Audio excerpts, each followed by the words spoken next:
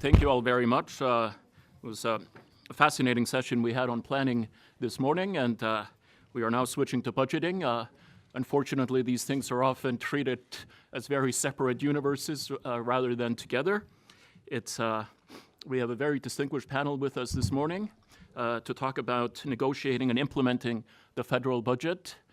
Before I hand it over to the first speaker, I thought I would share one story about this building, which is part of the mythology or folklore of American budgeting, because this project started in the 1990s as the International Trade Center with lots of public funding for this project. Then in about the mid-1990s, power in Congress changed and Republicans took over the House of Representatives. This is the Newt Gingrich era. And one of their top priorities was to eliminate a lot of public spending. And the International Trade Center was high on the list, and it was about to be axed. And how did they respond? They changed the name of the project to the Ronald Reagan Building, which no Republican at the time could vote against. So there is a great art to negotiating and budgeting. Now, with that introduction, it's There's a footnote to the story. The first two main tenants were two agencies that Reagan tried to terminate, USAID and EPA. Anyway, it's our first panelist is Philippe Salta, who is the executive director of the new independent fiscal institution in the Senate of Brazil. This is a new institution in Brazil. Like most such bodies around the world, independent fiscal institutions are a new part of the global architecture of budgeting. So the floor is yours, sir. Well, good morning. First of all, I would like to thank the organizers, especially Paulo Sotero and Francisco Gaetani.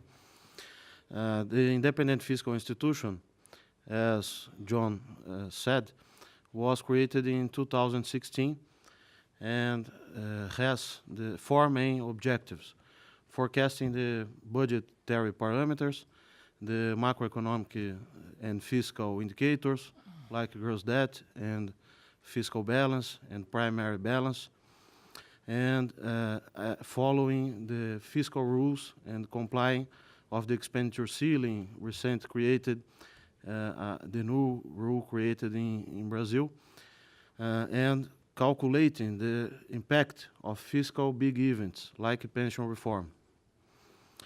My presentation is divided in 4 points: the high budgetary rigidity, the second point is the institutional improvements, and the third point is the quality of public spending and debt sustainability. This is the two main challenges to our economy: to improve the quality of public policies and allocation of the resource, the public resource, and to recover the debt sustainability. And last, the necessity of rescuing the spirit of responsibility. The macroeconomic context is very difficult. This graph shows the output gap calculated by the methodology of the European Community, not the HP filter that has been much criticized by the specialists, but we use the methodology of the European Community, and this graph shows the recession is very deep, and the recovery has started, but is very slight recovery. The output gap is 7.2% negative. This measure represents a distance of the real GDP to the potential GDP, and it affects strongly the dynamic of revenues, the fiscal revenues, and difficult the implement of fiscal adjustment. The gross debt is very high, 80% of GDP, and the trajectory is very concerned. because the level is high and the interest rates is very high in Brazil. In 2015, we have a real interest rate of 10% and a nominal interest rate of 15%. And today we have 6.5% of nominal interest rate and a real interest rate of 3%. But with 3 or 4% of real interest rate, a level of 80% of GDP of gross debt, with real economic growth of 2.5%, requires a primary surplus of 2 or 2.5% to stabilize the gross debt in relation to GDP. Now the primary balance is around 1.8, 1.9% deficit. Then the challenge is bigger, very big to be made. In IFI, Independent Fiscal Institution, we make 3 scenarios. The basic scenario, the real economic growth average is around 2.3%, and real interest rate 4.3% in the long term. This requires the approval of the reforms, especially the pension reforms. Some figures can help us to understand the problem of pension reform, or the pensions. In 2000, we have 8 retirees to 100 workers. In 2030, we will have 45 retirees to 100 workers. And if we believe in these demographic projections, something needs to be changed to accommodate this increase in the social benefits.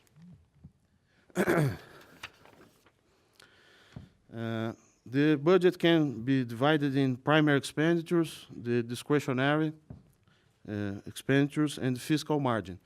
Fiscal margin is a concept that we developed to show the real room, fiscal room, to make the fiscal adjustment without reforms on the obligations, on the mandatory part of the budget, public budget. These 2 diagrams shows the main numbers of the public budget in Brazil. Fiscal margin is around 114 billion reals, while the total obligations is around 1.3, 1.4 billion reals. So the room to make the adjust without changes in the obligations is very, very tight. When we segregate the fiscal margin, 51 billion reals corresponds to current spending. And the others is investments, habitational program, and other investments. When we forecasting this fiscal margin under the expenditure cap or spending ceiling, we can see this graph on the trajectory of the fiscal margin is decreasing rapidly.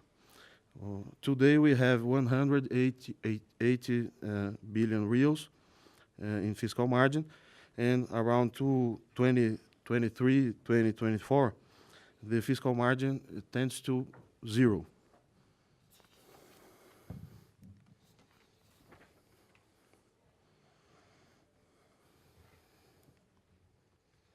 The dynamics of the revenues and expenditures is very tight, and the revenues increased rapidly on the last years, but more recent, since 2012, we have a change on the revenues trajectory and the expenditures trajectory. More recent, the current government, Temer's government, make the adjust, cutting the investments and the discretionary spending, and contain the trajectory of expenditure. But the revenues is in a trajectory very slow of increase. When we project these two variables, revenues and expenditures, we can see the size of the fiscal adjustment required to comply with the expenditure ceiling. The size is 4.4% of GDP. If we not change the obligations, we will need to accommodate this 4.4 points of GDP in changes on revenues. Brazil have some institutional improvements in the last 30 years, and the more recent is the targets to the primary balance and the expenditure ceiling, even the fiscal responsibility law. But we have an excess of rules and not an harmonized or harmonization of these rules. For example, for instance, the golden rule in the next year, according to our projections, will be breached, and the expenditure ceiling will be breached too in the third year of existence. A problem with the fiscal policy in Brazil is the quality of the public expenditure. This chart summarize the main spending: pensions, health, education, social assistance, and we can see on the last decade the evolution of the pension and social security spending. In 2008 we had 7.8% of GDP, and now we have almost 10% of GDP with just this part of the public budget, an evolution of 2.2 percentage points of GDP. This public budget is referred to the central government, not the general government. The rigidity is very high because when we totalize the pension, civil servants payroll and unemployment insurance, social benefits, we have 14.4% of GDP, or more than 73% of the total primary spending, while the investment of the federal government corresponds just to 0.5% of GDP. In comparison of other countries, developed or emerging markets, this level of social security benefits and wages and salaries is very high, as you can know. Brazil has 9.1% of GDP of social security benefits, and the wages and salaries on public servants represents 9.9% of GDP. The consequence of this high rigidity is the drop of the public investments. This graph consolidates the total investments by states, municipalities, local governments, and central government. In 1970s, we invested 10% of GDP, and now the investments totalize 2% of GDP. Our scenarios for debt sustainability, the second main problem with our fiscal policy and our economy, the basic scenario In the basic scenario, the gross debt will reach 86.6% of GDP in 2023 and stabilize, and so initiate a gradual decline to 76.7% of GDP until 2030.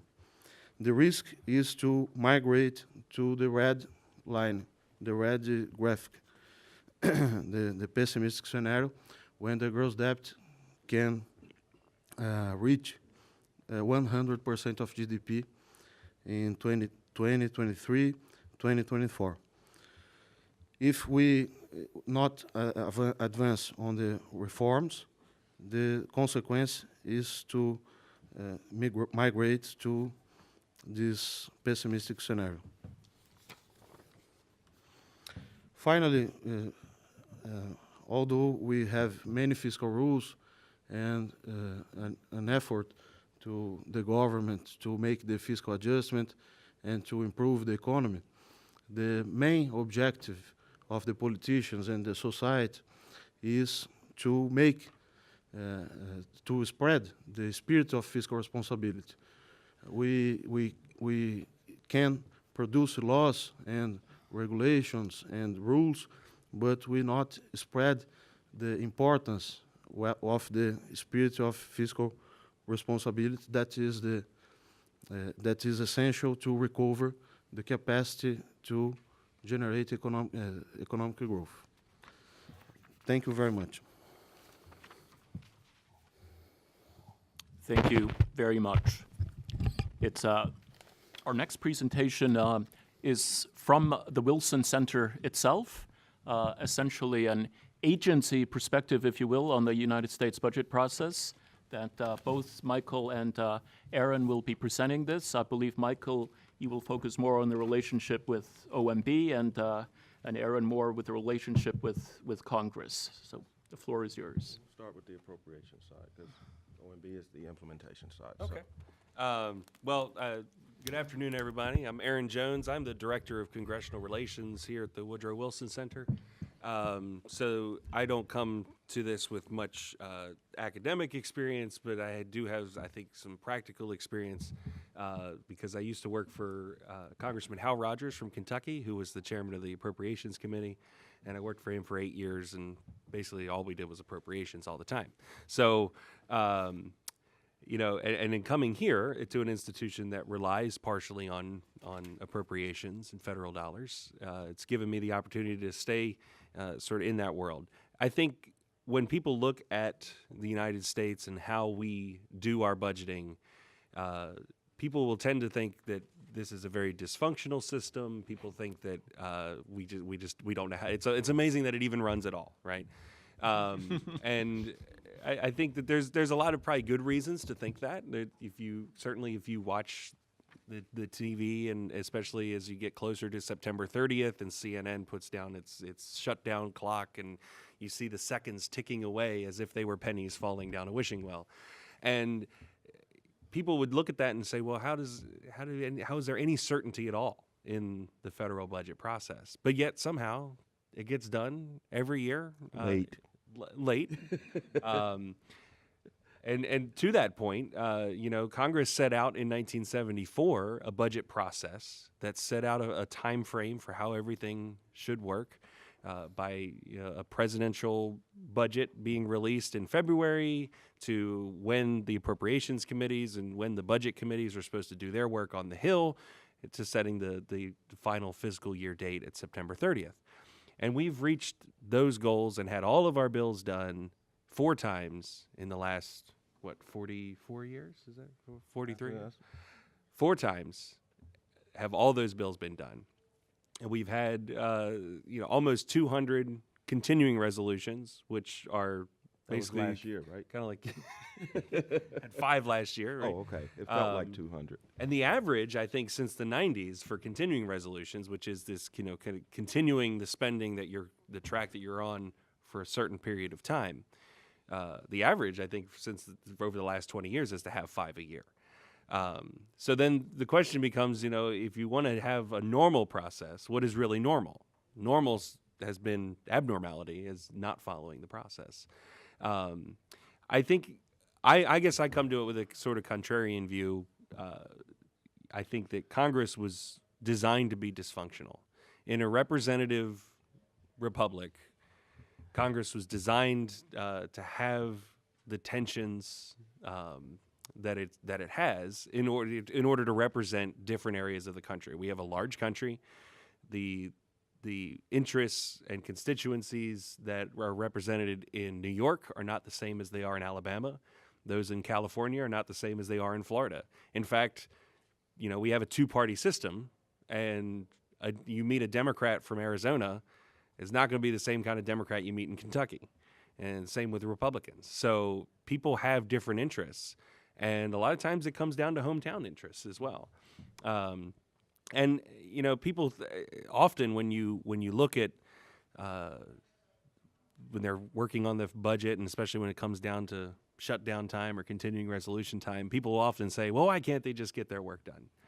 And as if it were so easy to get 535 people to all agree on one thing.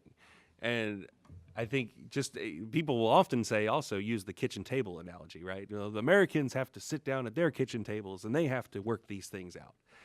But if you look at the personal debt load in this country and how much people are in bankruptcies and how much people are putting on their credit cards, we can see that at the kitchen table, we're not doing a very good job of budgeting either. If you can get a married couple having financial problems and that takes them to divorce court, imagine what it's like trying to get the U.S. Senate to do something. So I think that a lot of these things were really baked into the system. And it does, people will argue, there's ways that you can change it. I think that you can have those arguments, and it's healthy to have those arguments. But I always kind of take a step back, take a breather. If you look through our history, we've had some serious fights in this country. Andrew Jackson really couldn't stand the Senate because of how slow it functioned. James Polk was trying to get $2 million for an invasion of Mexico, and he really had a lot of trouble with that, all the way down to Woodrow Wilson and the issues that he had until the 70s, when we were able to get this Congressional Budget Act that gave us the framework that we work under now. And then part of that, is the OMB side, which I'll give to Mike, because, what Congress kind of takes its first iteration of the budget from the president, and that's kind of was designed by the Office of Management and Budget. So go ahead, Mike. Yeah, thanks, Aaron, and thanks, Philippe. As Philippe was speaking and Aaron was speaking, I joke a lot about being in therapy for having to implement federal budgets because it is a very labor-intensive and traumatic process. Aaron's absolutely right about the norm being the abnormal in terms of contrasting what actually happens relative to the blueprint for what should happen. When we talk about continuing resolutions, and you hear a lot of the colloquial context for that in the news cycle, stopgap funding, things to bridge the government over. What they're talking about are these technical continuing resolutions that bridge the government's budget from one period to the next. And when you have 4 or 5 of those, and several years ago we had 9 of them in one fiscal year, having to implement the budget is a very big challenge. And there's several reasons for that, and I'll lay a couple of them out from my perspective. One is the most recent and current fiscal year, 2018. The budget was just approved in April. The fiscal year begins October 1st and it ends on September 30th. I have no clue how much money we're going to have available for both implementation of programmatic activities, operations, and any strategic initiatives that we want to undertake until the budget is finalized. 40% of our budget here at the Wilson Center for fiscal operations is accounted for by the federal appropriation. So 40% of our operations is underwritten by the federal appropriation. So 40% of the budget is held in abeyance for 7 months into the fiscal year before we know how much total money we're going to have available to deploy. Now think about that from a strategic standpoint. I know the prior session was on strategy. There's a nexus between strategy and operations from a planning standpoint that makes it very, very tough when the norm around the appropriations process carries you almost, if not fully halfway or further into the fiscal year, almost halfway into your fiscal year before you know how much money you're going to have available to spend. The other thing that's administratively challenging is each one of the continuing resolutions is in and of itself a budget. So you have to go through the exact same implementation administrative process vis-a-vis the federal treasury as you would if you would get one full year budget. So think about having to do that process 5 or 6 times every year. Administratively, it's taxing and it's a challenge. Philippe pointed out something that I thought was interesting. I was watching his slides roll by, and one had concentric circles on it where he showed those things that were discretionary versus those things that were mandatory spending. And when you look at that split in our government, we hear a lot of talk about we need to control spending, we need to do this, we need to do the other to bring down our overall debt, which is approaching $20 trillion, by the way. When you look at the receipts of the U.S. government on an annual basis, they're right around 3.2, 3.3 trillion. So our debt to income multiple is approaching 6.5. It's amazing. 6.5, 19.5 to 20 trillion in accumulated debt right now versus annual receipts in the neighborhood of 3.2, 3.3 trillion. So those types of sort of macroeconomic indicators inform the process around how budgets unfold and what actually unfolds in the process that Erin is talking about, because debate often centers around things that aren't really directly, in many ways from an agency standpoint, tied to what you would say are your current operational issues. The conversation, the debate is on debt policies, that cross-sect with spending policies. The nexus of our broader macroeconomic policies with regard to monetary interest rate and tax policies. We just had a very robust tax update, first time since 1986. A major tax reform bill was passed through the United States Congress. And so what we do at the agency level is we have to watch all of these moving parts, because the norm for us is how do we execute our operating mission and understand what we have in the way of resources that will possibly be available to us, and the timing of those. And so with Erin and I, we work very closely together. We're often on the Hill together. We debate the efficacy of process. As Erin said, he's a contrarian. I say there's a couple of takeaways, and I'll offer these to you to keep in mind. One, what does it do at a very micro level when the budget is executed in the way that it's executed in today's environment? Have no ability to plan. Really, really handicaps your ability to plan. I'm always in a conservative posture, hedging, because I don't know what the ultimate number is going to be. And by default, that puts additional stresses and challenges on the operation. When programs here at the Wilson Center want to go forward with an initiative, the process to understand whether we can do that is extended, because I don't know if, in fact, we'll have the full level of resources we anticipate or some scaled back level of resources as a result of the negotiations that will ultimately result in a number. And so that level of operation as the norm creates a very different dynamic and tension in everyday operational execution.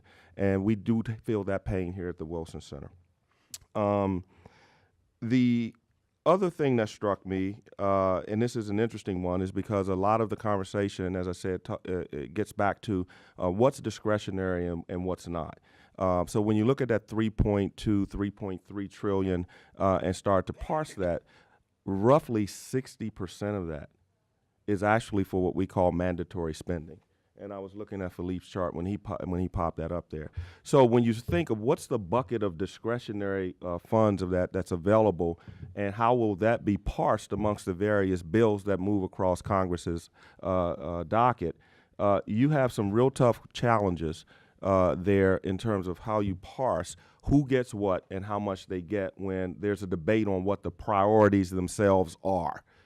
And right now, just as a matter of texture And scale, if you think of that 40% that's remaining of that 3 plus trillions, you have about 1.2 trillion available for discretionary spending.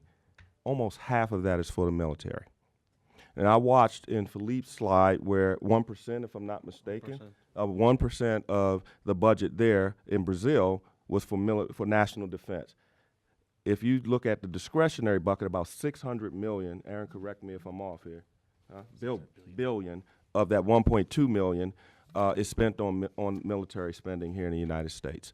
Then when you add back in the 60% mandatory spending, that percentage drops significantly. It gets down to about 15% of the total budget. But of the discretionary line, half military. So that tells you how the Congress has to negotiate some very challenging dynamics on the Hill to even get appropriations bills passed into law, because there's a constant back and forth on what are the priorities. What happens like to an agency like the Woodrow Wilson Center, as does every other agency of the federal government, we sit tight and wait to understand what's going to be available to us to spend.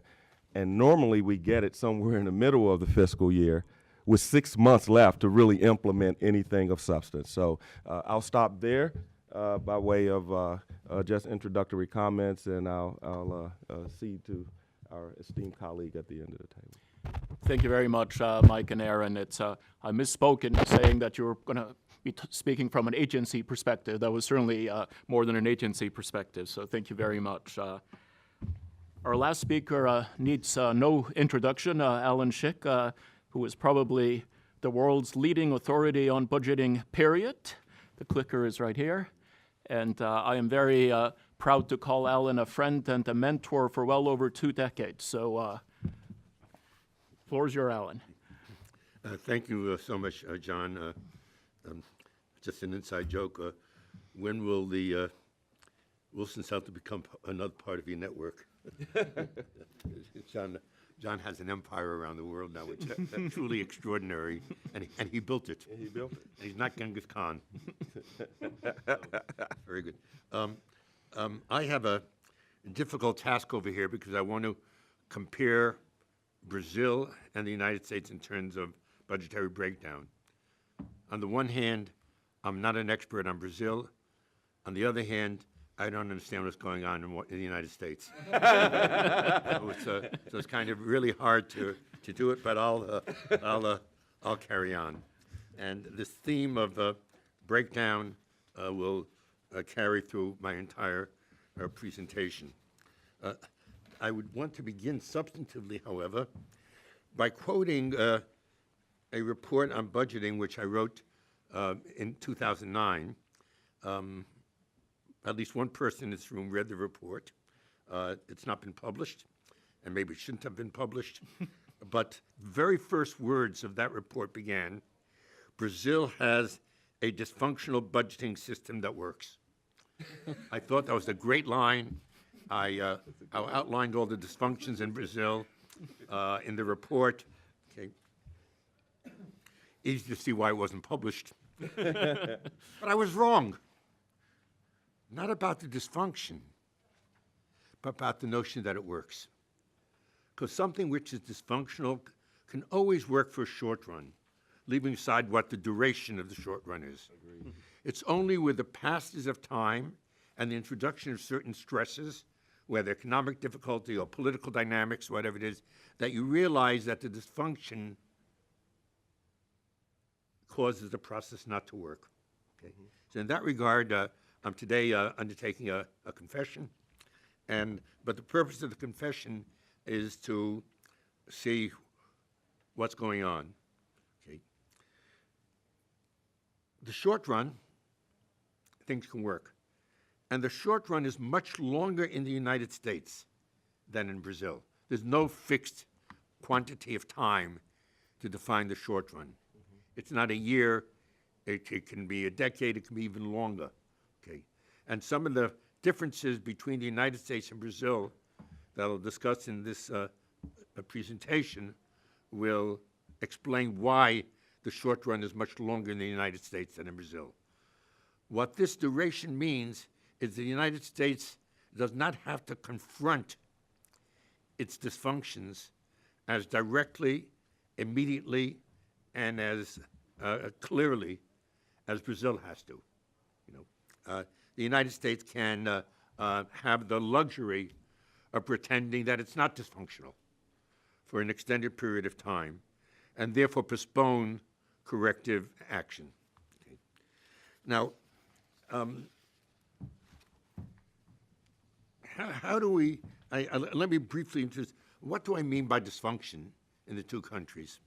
Okay. You can determine dysfunction in terms of process. That's what Michael largely did, and Erin, in terms of the succession of continuing resolutions and the failure of Congress to appropriate or even to pass budget resolutions. I would just point out to you that there's something worse than continuing resolutions. That's non-continuing resolutions. So count your blessings. Yes, there's something good about, okay, we had to wait, that got us to the church on time. Remember that melody from My Fair Lady? Yeah. And everything turned out okay.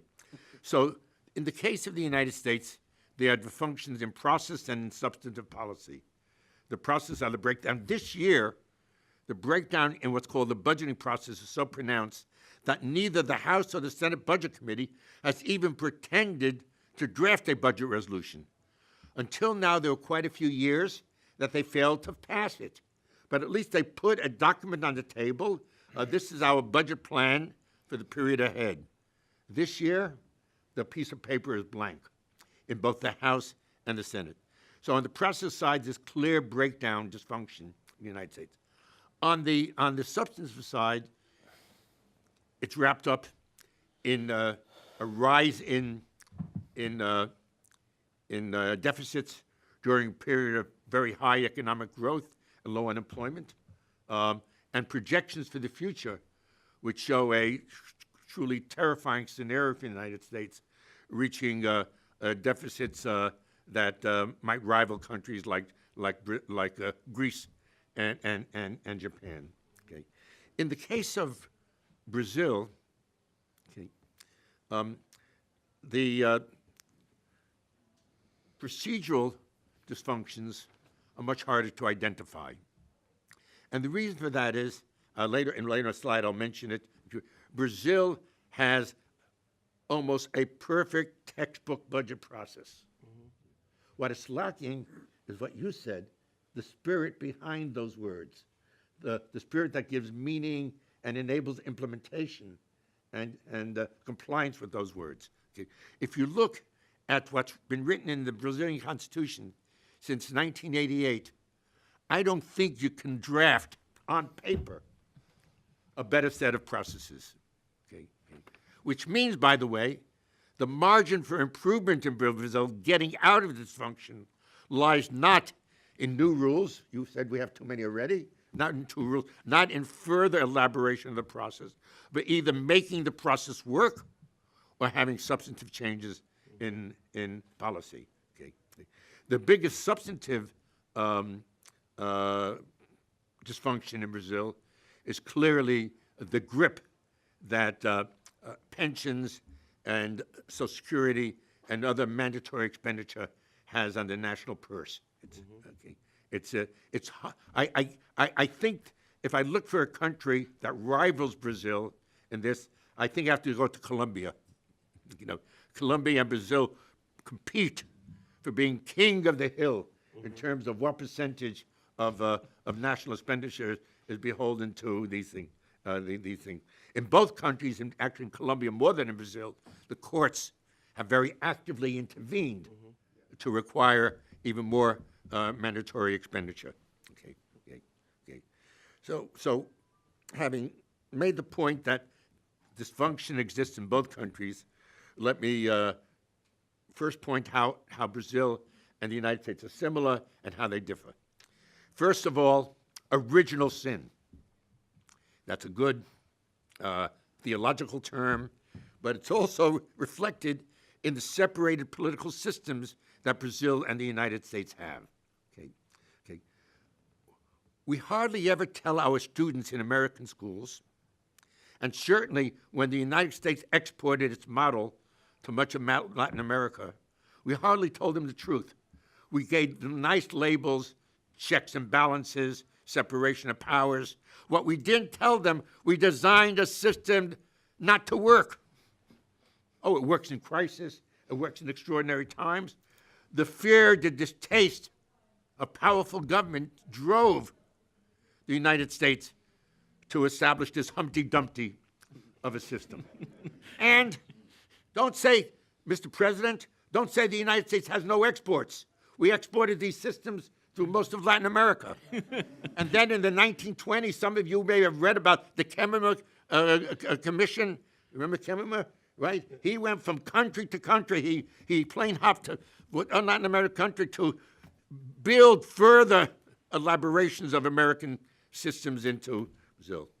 Okay. So that's the thing. Leipart and others. Leipart is one of the great researchers on the qualities of democracy. He and others have found that consensual democracies,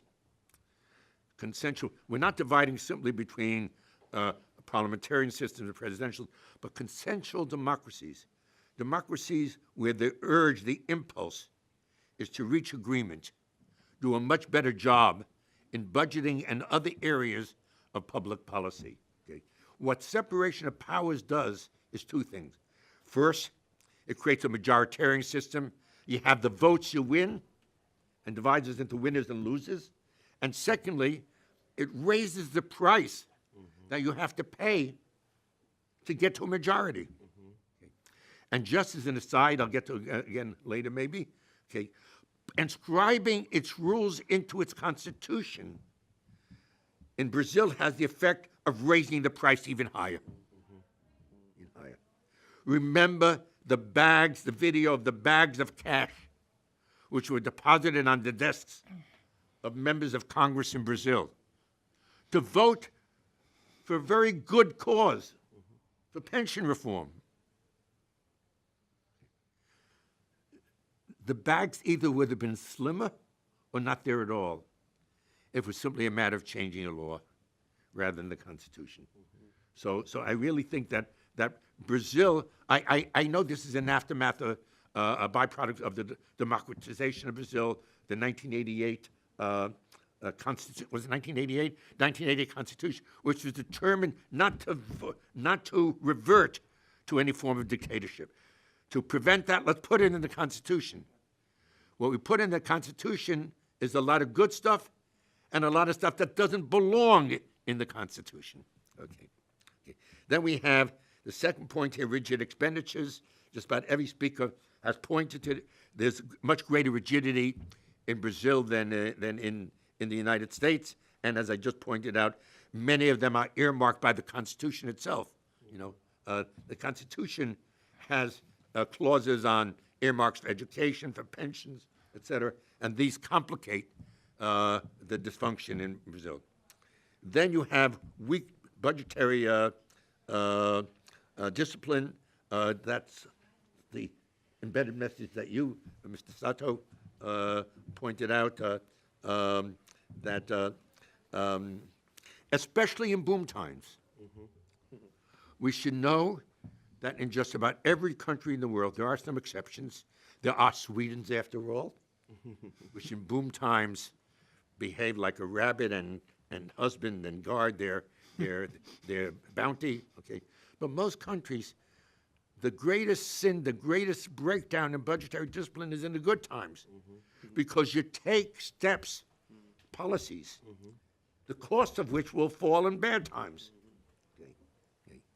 And the good times of the United States now is in entering the 10th year of uninterrupted growth.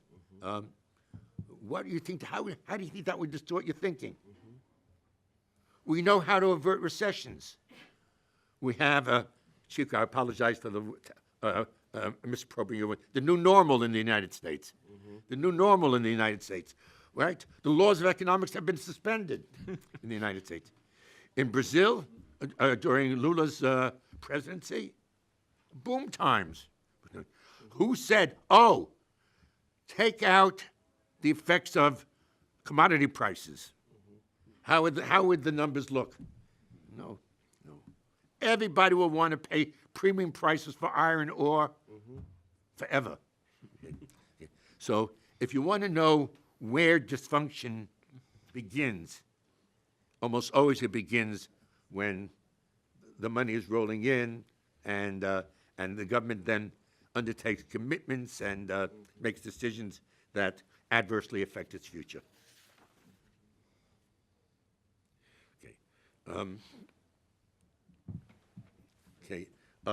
Underinvestment. I was shocked by the numbers on underinvestment in Brazil. That's known. The roads which were, or highways and other facilities which were authorized in the budget and never built, or built partly then stopped in the middle, stop go with annual financing, or stop go because the investment budget becomes the balance wheel of the budget when you have fiscal stress. Okay. But the problem also exists in the United States. Significant underinvestment in infrastructure, whether it's in schools or in electronic networks or in roads. One has to, maybe the best way to give Americans education, travel abroad, because that will seep you of your triumphalist spirit. We got the best roads, we got the best. Just travel in a few countries. Pick the right country. I say, oh my gosh, are we behind? Then low trust in political institutions. Both the United States and Brazil are comrades in arms in low trust in political institutions. Now, low trust works both ways. On the one hand, it's a byproduct of budgetary and political dysfunction. On the other hand, it makes it more difficult for governments to take the actions. Just imagine that in Brazil today, everything was the same except the following. That citizens thought that the president really is on the right track, deserves holding the office, has clean hands, etc., and has proposed a pension reform. It might have gone through. But low trust undercuts the capacity of government to deal with its dysfunctions. Nevertheless, the last bullet on this page says, corrective action occurs in both countries. It has to occur more quickly in Brazil because Brazil has less of a margin, less give, less redundancy, and therefore Brazil experiences boom and bust cycles. Your graph showed recessions. Okay. We had to figure out that the time interval between it was the boom period, right? So there were as many boom periods on your graph as there were recessions. Okay. And that's the stop-go boom and bust cycle, which Brazil is famous for. Okay. Now let's look briefly at how the countries differ. Okay. They are different stages of economic development on a purchasing power parity basis. GDP in the United States is approximately 4 times greater than it is in Brazil.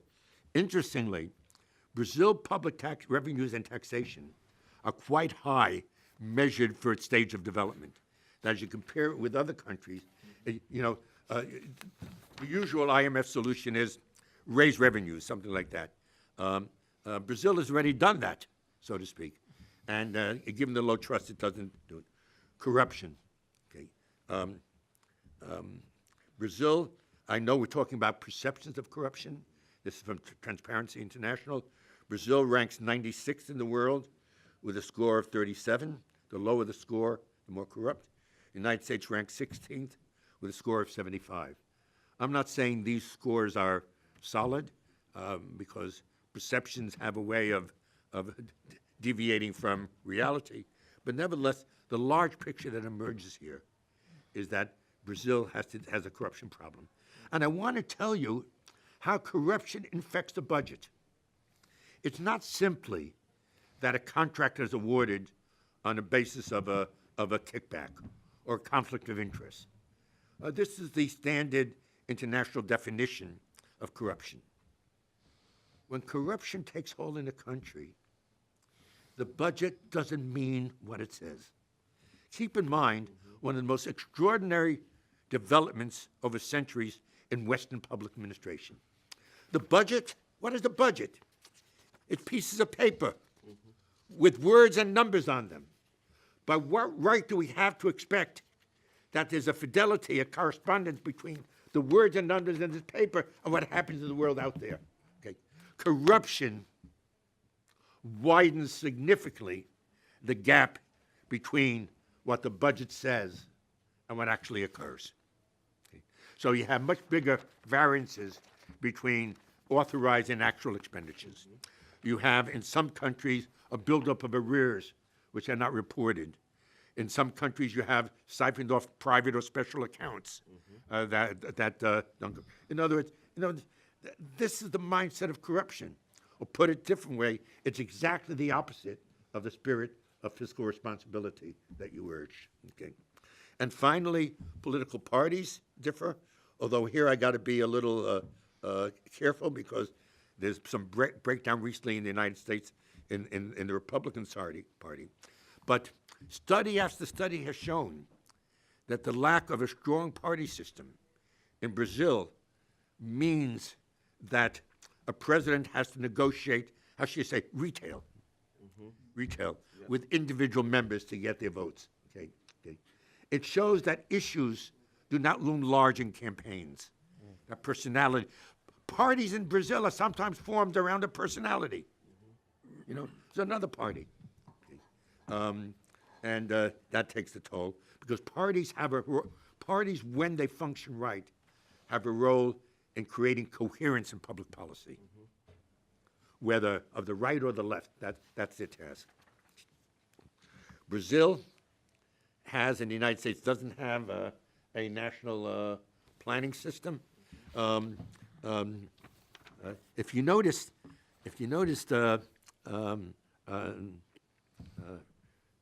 Chico Francisco, no, it wasn't you who mentioned, okay, the Ministry of Planning, Development, and Management. Okay. There's no Ministry of Budgeting. Okay. The last time I was in Brazil, Brasilia, you know the story, Chico. I had a meeting with the director of the budget. Okay, so I took a taxi to block 599, whatever, C, et cetera. We spent a half hour going into it. It was 10 kilometers from the center of the city, at the edge of one of the airplane wings that Brasilia is shaped like. Okay, and we finally get there, and it was not like almost no budget office I've ever been in. There was no bustle there. There was no urgency there. I got there a little late after lunch, and the budget director came 2 hours later from a lunch. Okay, because there's no need for it. Okay, global exposure, very big difference between two countries. Okay, Brazil, unlike the United States, is vulnerable to swings in exchange rates, commodity prices, and interest rates. Okay, the impact of dysfunction is much greater. Capital mobility follows on it. You ever think about it? When Brazil has a fiscal problem, capital flees from Brazil. When the United States has a fiscal problem, capital migrates to the United States. If the United States had a balanced budget over the last 10 years, okay, there would be trillions of dollars less invested in U.S. securities from abroad. So some people regard this as a double standard, especially when the IMF comes in and doesn't tell the United States to take corrective action, but tells Brazil to take it. But the source of this is the behavior of capital. Okay. And then budget implementation differs greatly between the two countries, although the final word has not been said about the current administration in the United States. In the United States, it's been highly decentralized. You get your budget, and you spend it. Okay. Brazil has short-term quotas. I don't know what the current practice is, but when I was last time there, the quotas were 2 months. Right? There were 2 months, bi-monthly quotas on both public expenditures and obligations. And at the time, the president of Brazil, this is some of the reasons why they had, the Dilma had some of the difficulties. The president would remake the budget by decree, adding expenditures there and taking them away from there. Okay. So these are the dysfunctions, and the last slide I want to do is getting to remedial budgeting. So, okay. Dysfunctional budgeting has produced the stop-go, the boom and bust experience of Brazil. In the United States, dysfunction has been much more benign. Okay, just tens of trillions of dollars of debt. Oh boy, right? Okay, that's what it is. Okay, but we haven't paid. And on the process side, we do nothing. We don't pass a budget resolution. We don't pass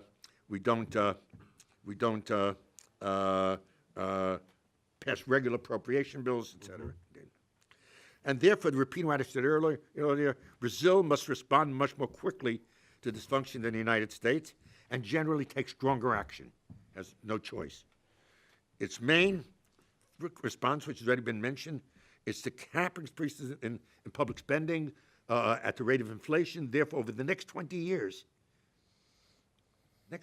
despite likely growths in population, no real increase in real expenditures. No increase in real expenditures. Okay, I can say, even though I'm saying like this, okay, without significant pension reform, this objective cannot be achieved. Simply dead in the water. Okay.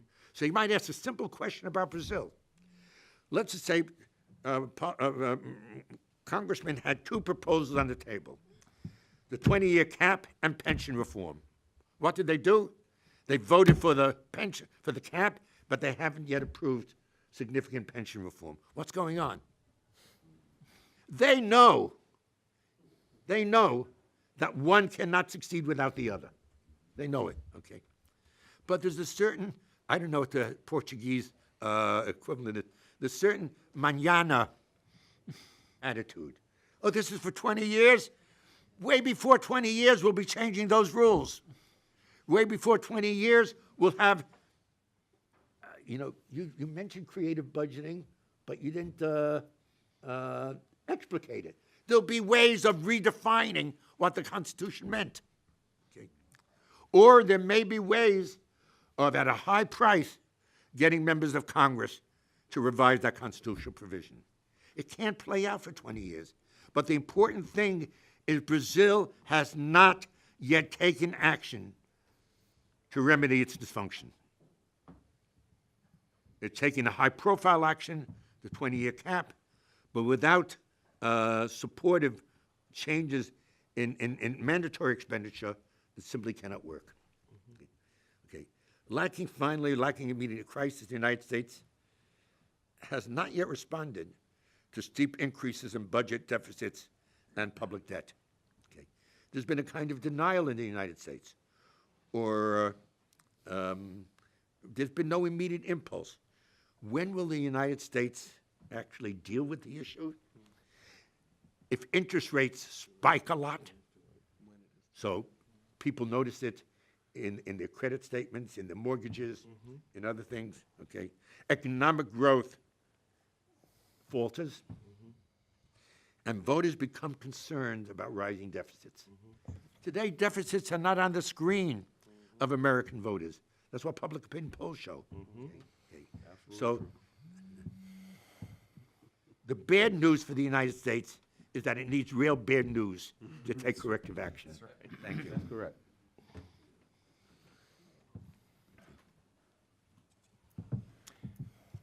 Thank you very much, Alan, for that rousing presentation. We do have some questions. We have about 10 minutes left before lunch. So the floor is open for questions to any of our panelists.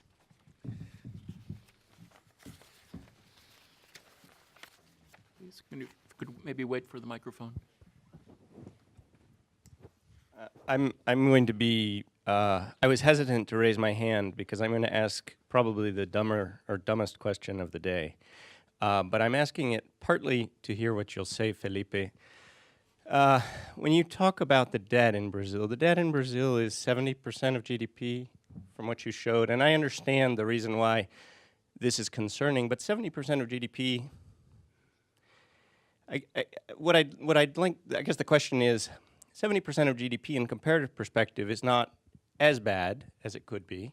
I'm not suggesting that it get worse, but as the representative of the independent fiscal institution, I wonder if you could tell us sort of the immediate long-term consequence, or excuse me, the immediate consequences of that as opposed to the long-term consequences of that.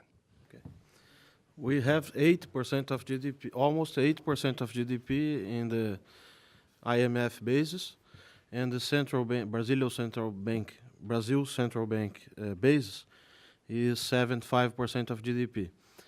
But the cost of finance, the interest rate, the real interest rate, is around 3% and tends to increase. The central bank stopped the current cycle of monetary expansion and stopped to reduce the Selic, the nominal rate. And with this great cost to financing the public policy and to make debt, this level is very high.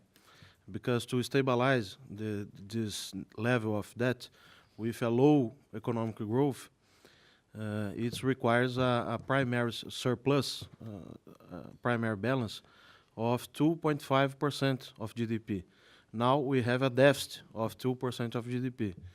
Then this is because we are concerned about this.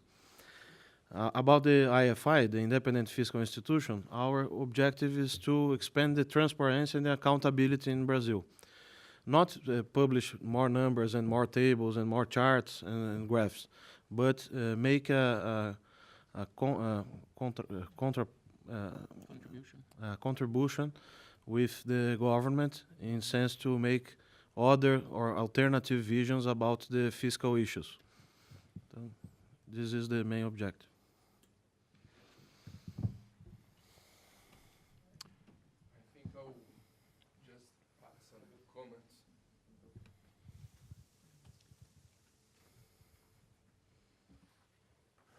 I'll just add some comments, starting for someone who told us that don't really is a Brazilian specialist. He proved to be one of the best Brazilian specialists in our budget problems, identifying it and the challenges that we will face in the couple of years. I think Felipe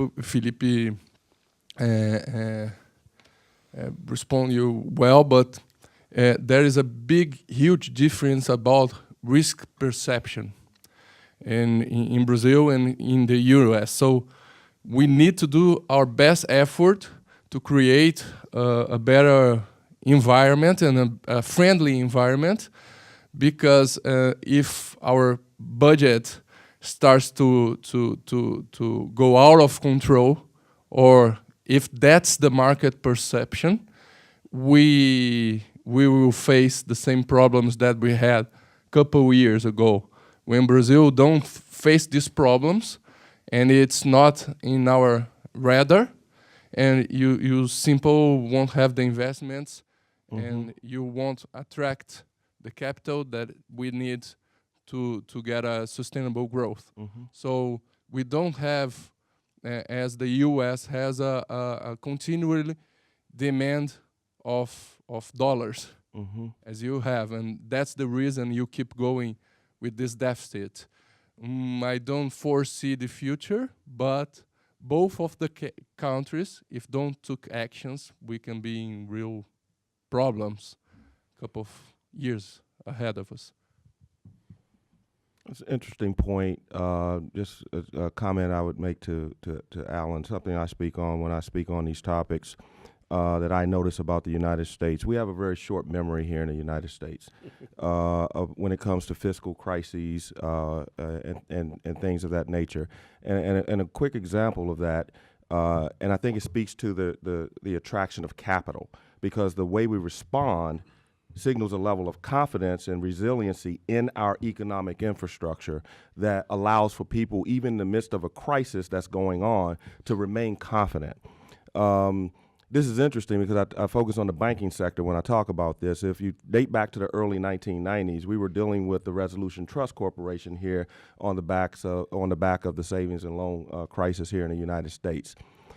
In 2006, and this is inside of a single generation, we were pretty much back to square one because we were dealing with our banking sector having huge exposure in balance sheets and then what happened vis-a-vis securitization of mortgages, private mortgages. So that could have become very catastrophic in many ways, but the interventions and then the talking points signaled to the rest of the world, we have this, we have it under control. And yes, there's to Alan's point, there's a lot of legacy and history behind that.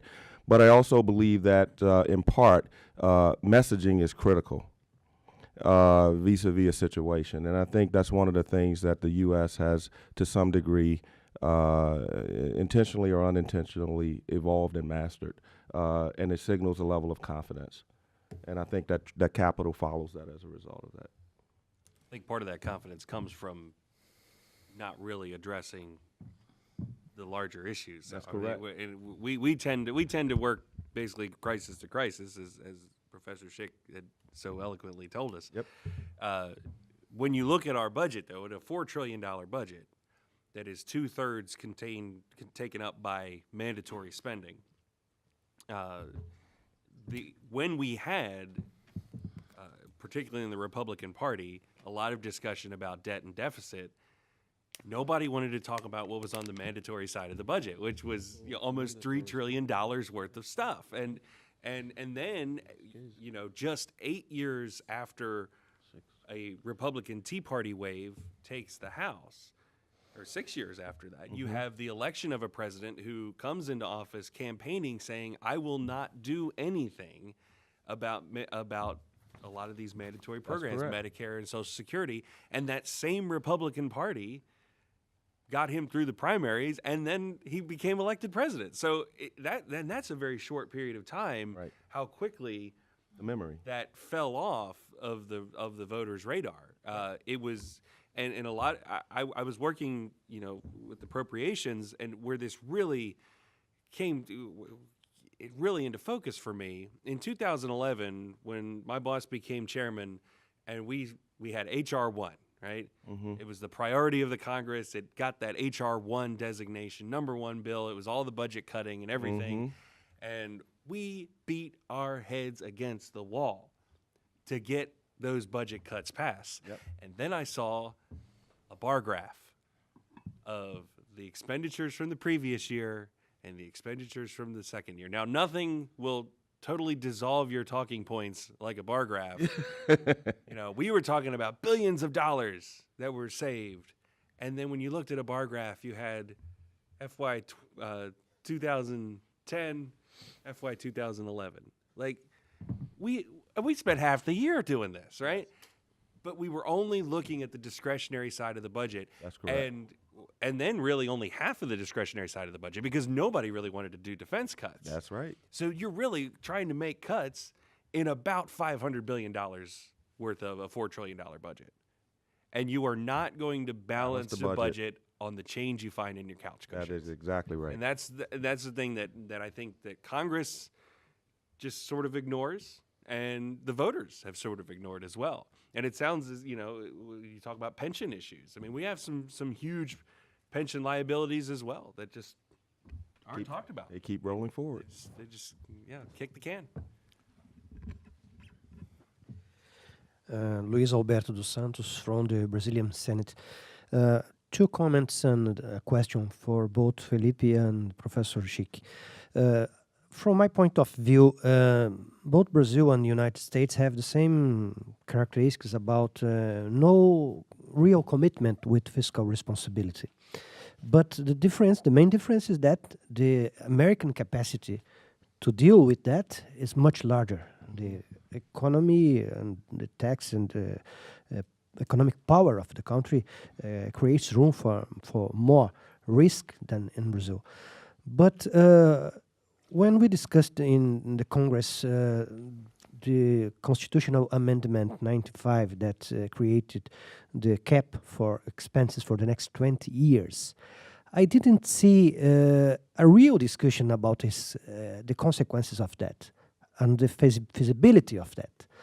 It was partly resulted from the force of the president in Congress at that time.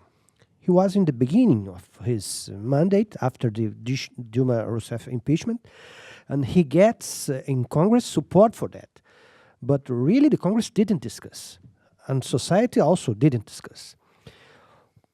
On the other side, the retirement reform was discussed in a very different moment, where the government has lost support, and the consequences of that were much more concrete for society, for the poor, for the workers, for the civil servants.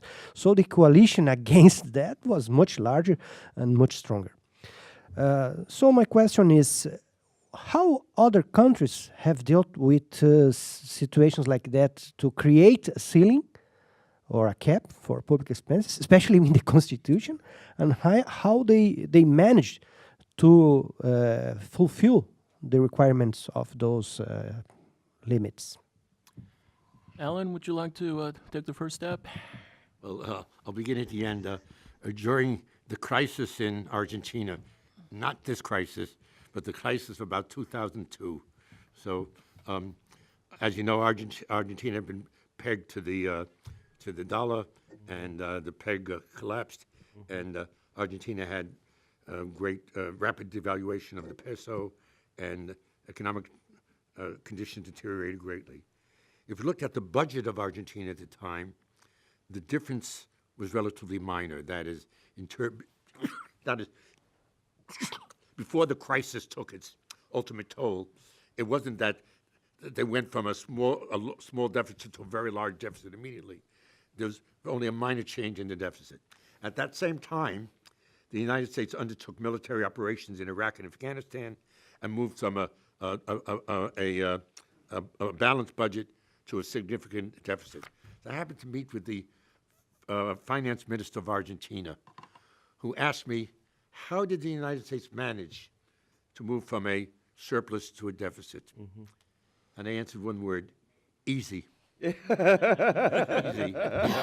Easy. It really explains that. Call it a double standard if you want. Yeah. Okay.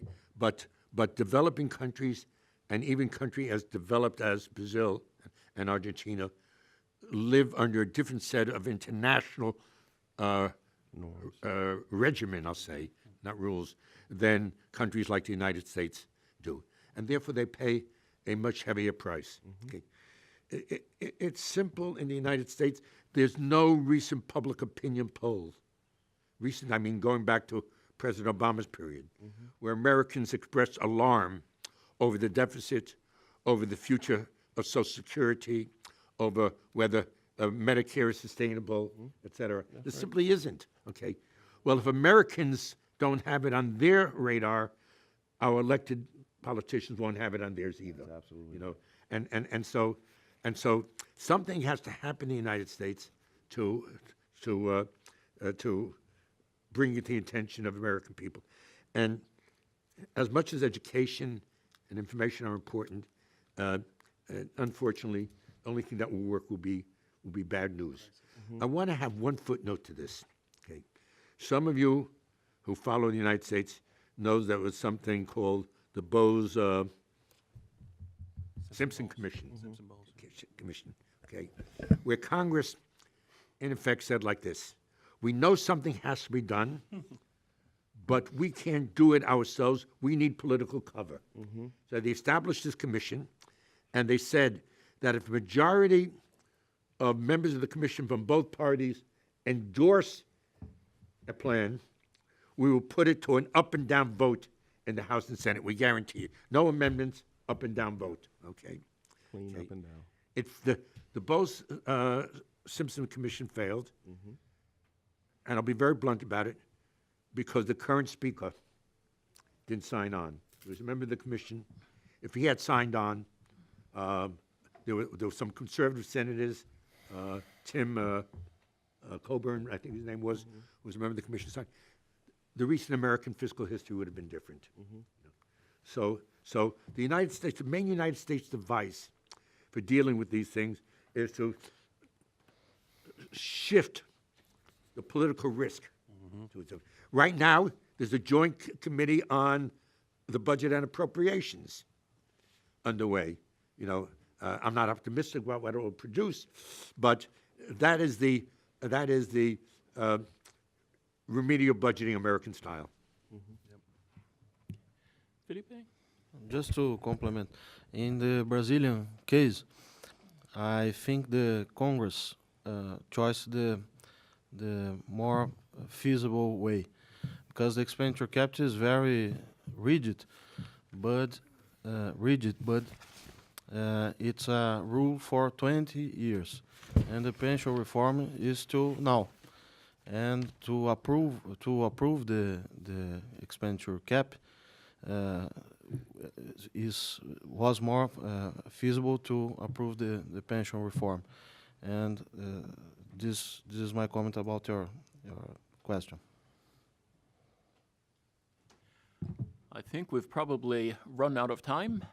It's thank you, Felipe, Michael, Erin, and Alan, and all of you for your questions. It is now lunchtime, and perhaps opportunistically, we have a luncheon speaker talking about the Brazilian Constitution. Yes, it will start at around, what time is it? At 1:30. So we have 20 minutes to go out, and sandwiches, salads are here against this wall, and come back here, and we'll start via Skype with two of our colleagues in São Paulo.